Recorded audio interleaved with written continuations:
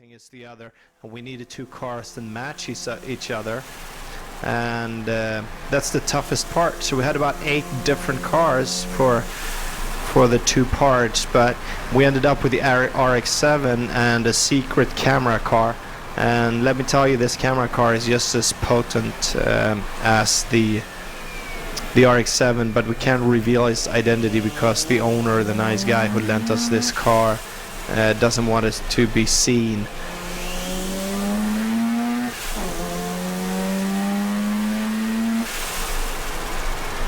We think it worked out. We try to go with the Getaway in Stockholm 2 theme a little bit, with one car filming the other. Keep in mind, Getaway in Stockholm 2, we only had one camera, and that is, most people enjoy that movie the most. So we tried to achieve the little bit of the same here with this, but we have 4 cameras. We have one in the front of the camera car, one in the rear, one hat cam, the driver Mr.A, and one camera in the front of the RX-7. So this time we'll take you on a really huge ride around and through Stockholm. I think this is one of the best street layouts that we've had so far. This is the eastern, the upper class part of Stockholm that gets visits from us, and now I'm gonna guide you as usual. When it takes a right here, you'll see take a left, and when you see a tower here, that is the stadium. It was built for the Olympics in 1912, so, and it's still in use, so it's quite a landmark in Stockholm. There's a fast pace going towards the docks. The docks we visited both in Getaway in Stockholm 1 and Getaway in Stockholm 3, so you might recognize some parts down here. We didn't actually visit it as much in 3, we drove past it, so but we think it's a cool area. It's a cool, like, street racing theme. A lot of people think that street racing and docklands and stuff like that is really fit together, so we enjoyed it. As you saw earlier, the camera broke. Of course it broke on the camera car, the most important camera of them all, but I guess that's something you have to live with. Fortunately, we have the other cameras still existing. Most of the film you're going to be riding with the front camera, the RX-7, that had to kind of replace the car's camera. It's amazing because we have these really small cameras from AutoX Cam, and they're really durable, but somehow Rock managed to hit it bullseye, which I think is really weird, and it was really banged up, so we had to change the lens on it. Well, that's the problem with this. There are no retakes. There's only one take, and it better be good. So because after doing some of this, when the cops get a hang of it, everybody has to ride the bus for about a month, but I guess it's worth it, the 15 minutes of adrenaline kick going through the city. Going towards the city again, going downtown. Passed by here in Getaway in Stockholm 1. Hatcam gives a good effect, a good view of what the driver sees, but it loses a little bit of the feeling of going at high speeds, and the speeds are, trust me, really high in this 5th movie. On the left up here, the biggest television network station, the government-owned Swedish television. We're usually on their news, so we figured we'd just drive by here and see if anybody was home.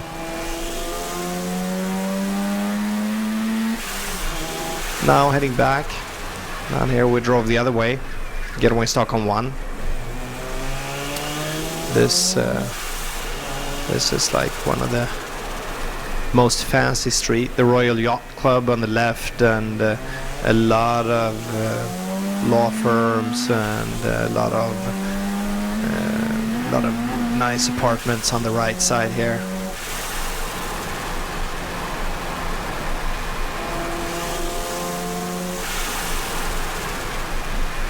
Here on the right, down here at this intersection that we end up in a little while, is the nightclub district.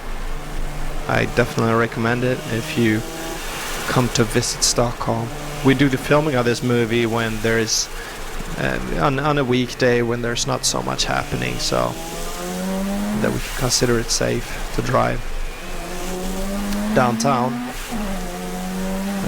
Going up here, if you have played Project Gotham Racing 2, maybe this street is familiar to you. It's part of the Stockholm track in that game, and it's actually in the game because of our movies, which we think is kind of fun. Here, taking an extra lap in the roundabout. We drew the map for Project Gotham Racing 2, so we're a little bit proud of that. Puts us on the map, putting Stockholm on the map. Here is the Grand Central Station. If you go by train, which we never do, we always go by car, but this is where you would end up. Down in the tunnel system again. As you see, this Stockholm is not a big city, so it's kind of tough coming up with new routes to drive all the time, and they have to fit the purpose of the movie and stuff. So there's a lot of planning going on before making a movie, and this one was a nightmare because of all the problems with getting cars, all the broken down cars, all the bullshit. There's always a lot of talkers involved, where you can use the cars, everybody wants to be in it, but then they come up with all kinds of silly excuses. There's the city hall. So we think the product ended up really nice anyway, but it was really pulling out on time, and once we finally got the road down, we lost the garage where we were supposed to be and work. So after that we had to come up with a new garage, and considering we had a new garage, we had to find a new road to be able to film it. Here's a little bit, this is the riskiest part for our part going down here, because this is heading towards the main police station in Stockholm.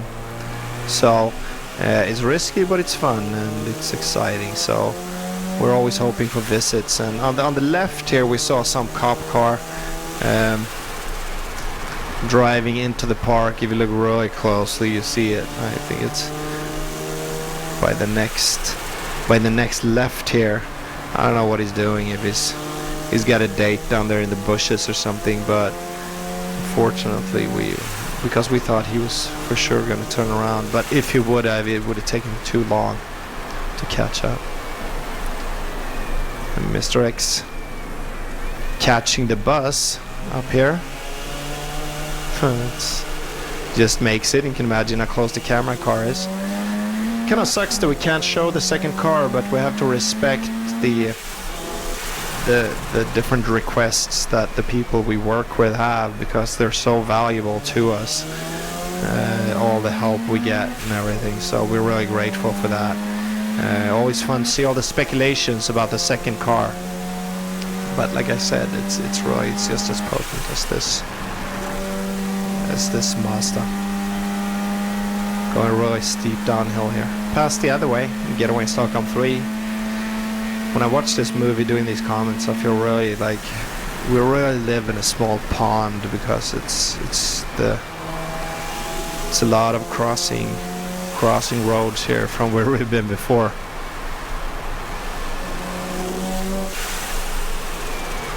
We have people around the road that are on the lookout. We have photographers looking, but unfortunately this time we had planned a lot of cameras along the road, but we had to scrap that idea because of the reason that we couldn't show the camera car,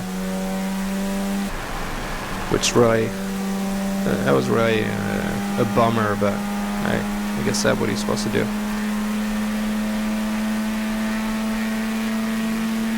Wow, the cars are getting into the pace. So now you've seen how long time it takes to go through downtown Stockholm. heading back to the freeway. And if you listen, Mr. X lets go of the accelerator a couple of times here, and that's mainly because it is because of the engine getting overheated because of the exhaust temperature. So you have to let go a little bit not to blow the engine. That's why you're not supposed to have all those gauges in the car. It's better just to have, all you need is to be able to see the RPM and just screw everything else and hope that it works out. But I guess can't really, doesn't work that way either, because you don't want to be stranded just sitting around on the freeway waiting for the cops to pick you up when the car breaks down. So that's also an important issue.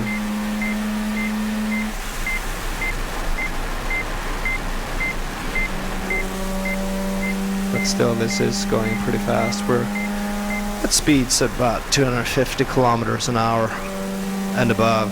So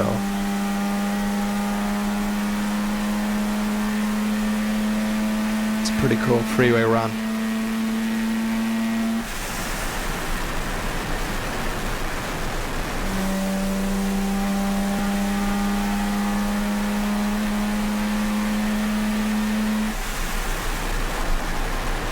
Another thing with making this movie is